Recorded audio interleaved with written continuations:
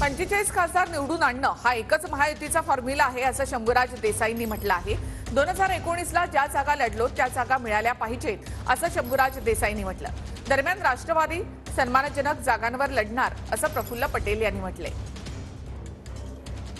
युतीचा single line formula आहे 45+ in Maharashtra.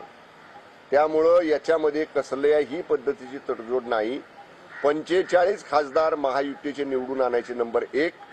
माझ्या पक्षाचं म्हणाल शिवसेनेचं तर मी पहिल्या दिवशीपासून सांगतोय, मागच्या वेळी ज्या जागा आम्ही लढलो त्या तर जागा आम्हाला मिळाल्याच पाहिजेत, त्याच्यासाठी आम्ही आग्रही आहोत। मी आपल्याला सांगतो, तिन्ही पक्षांना योग्य जागा या जागा वाटपामध्ये मिळतील। आमच्यामध्ये जागा वाटपाबाबतीत रशिकेश बिलकुल नाही।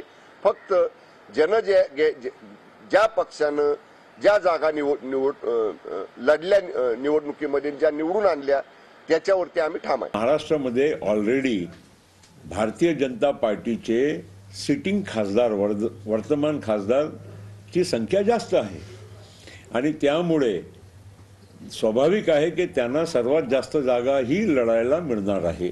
तुम्ही लोक जे 3-4चा आकडा सांगतात ते तुम्ही लोक म्हणजे तोंड घाशी पडणार। ते प्लीज असा चुकीचा बातमी चालू नका। इतका असे 3-4 जागावर आम्ही लढणारे लोक एवढे काही नाजूक कमजोर नाही। आम्ही आमचा पक्ष मोठा आहे, चांगला आहे, आम्हाला सन्मानाने एनडीए मध्ये घेतला गेला आहे आणि म्हणून सन्मानजनक जागाच आम्हाला मिळणार आहे।